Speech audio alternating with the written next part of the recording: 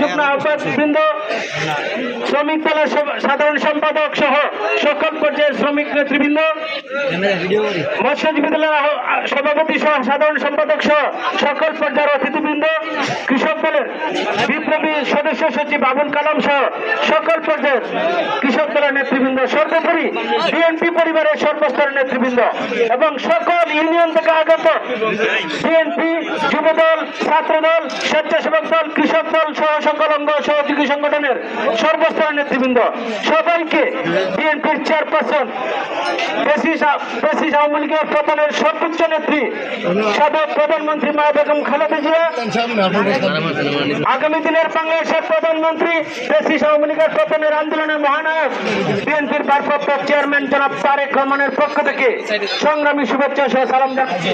আসসালামু আলাইকুম রহমতুল্লাহ। সম্মানিত অতিথিবৃন্দ, সারাদিন দূর দূরান্ত থেকে কষ্ট করে এসেছেন, আপনারা বিক্ষোভ মিছিল করেছেন, বিজয় মিছিল করেছেন। গত 17 বছরের প্রথম পহেলা আগস্টের 5 তারিখে আপনারা বিজয় মিছিল করেছিলেন তাহিরপুরে।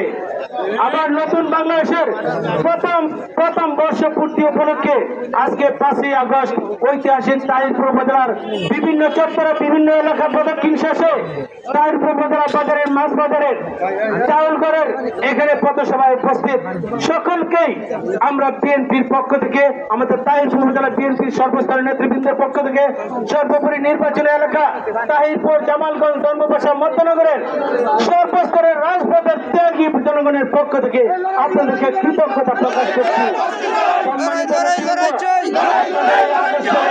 আগস্টের আজকের দিন এমনি আসেনি। দীর্ঘ 17 বছর আন্দোলন সংগ্রামের মাধ্যমে ধীরে ধীরে ফ্যাসিস্টদের ডানা ভেঙে দিয়েছিলেন, ফ্যাসিস্টদের হাত ভেঙে দিয়েছিলেন, পা ভেঙে দিয়েছিলেন, চোখ কানা করে দিয়েছিলেন।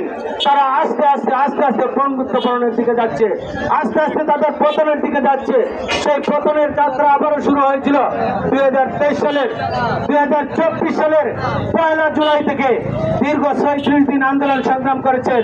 সেই আন্দোলন সংগ্রামের নেপথ্যে ছিলেন, আন্দোলন সংগ্রামের অগ্রনায়ক ছিলেন, আন্দোলন সংগ্রামের অন্যতম সংগঠক ছিলেন আমাদের বিএনপির ভারপ্রাপ্ত চেয়ারম্যান শ্রদ্ধেয় জনাব তারেক রহমান।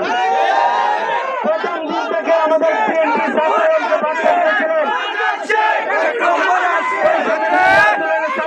পাশে রাখার জন্য, তাদেরকে সহযোগিতা করার জন্য